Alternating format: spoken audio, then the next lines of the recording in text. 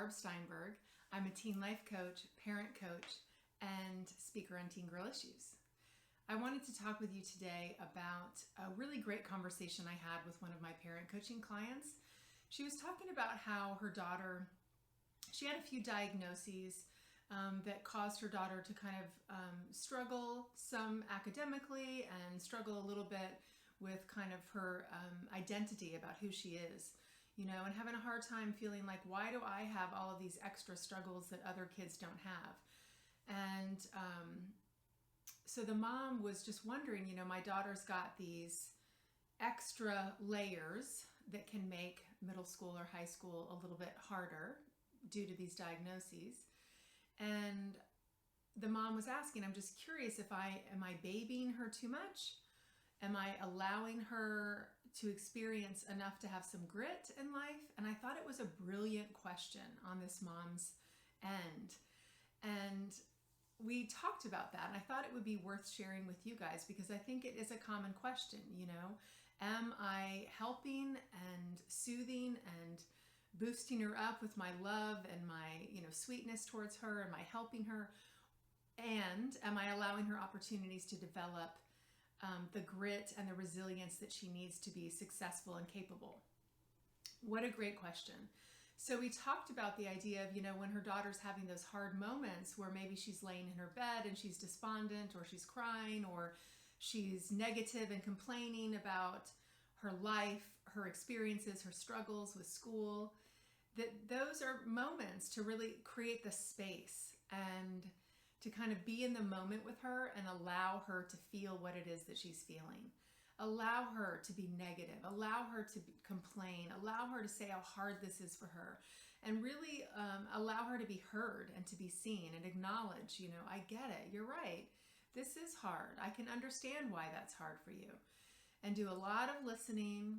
If she's a person that doesn't mind physical touch, you know, you can be stroking her arm or stroking her hair or giving her hugs or massaging her feet, just being, you know, generally there for her in that moment. Now, that's really, really healthy and healing to allow someone to feel what it is that they're feeling.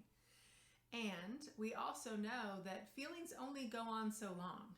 You know, if you have a good cry and you look at the clock, it's probably no more than 15 minutes. So it's not that long. So once you feel like she has kind of expressed and let out all of the emotion, maybe there's a sigh, there's a yawn, you might pause and let some silence sit there for a minute. And then you might ask her, okay, well, now that you've felt all of those feelings, which is really, really good, what is it that you would like to do to feel better? So it could be, you know, maybe she's got 3 hours of homework ahead of her, or a history test to study for, or, you know, she's got to go do the dishes or whatever it is.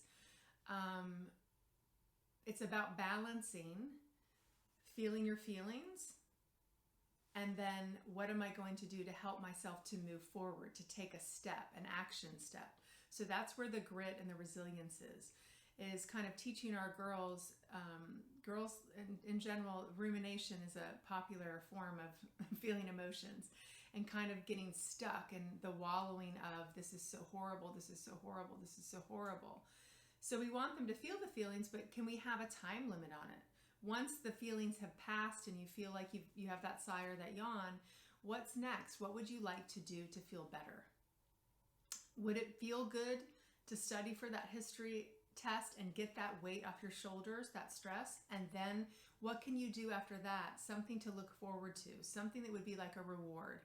Would it be watching your favorite sitcom? Would it be, you know, eating a bowl of ice cream, petting the dog, going for a run? What would it be for you? So it's about a balance between, and I wouldn't ever use the word babying her. I feel like she was being a loving mom to her, and then also allowing time to kind of get moving, to take a step forward, because there's a lot of good feelings that can come from knowing I felt my feelings and now I'm taking a step. Now I'm doing something that will help me feel better. Whatever that is, whether it's getting the homework done and then doing something that you enjoy doing, or getting on with something that, you know, if you want to, a great distraction is doing something that feels good to you when you don't feel good. So I'm going to distract myself in a healthy way by watching a TV show or watching my favorite YouTube star or texting with my friend that I love the most. So it's teaching our girls a balance between the two while we're offering them the balance and kind of helping them to create a balance between the two. So hopefully this has given you some food for thought, some things to consider that you might want to employ with your girls. And if you do, if this has been an experience that you've dealt with, or maybe you are going to practice what we've talked about today, I would love to hear your thoughts and how that goes. So please feel free to share your comments. Please share this with your friends if you think it might be helpful to them. If you're on Facebook, I would love it if you would like the video if you did. And if you're on YouTube, I hope that you'll subscribe to my YouTube channel, Barb Steinberg, LMSW.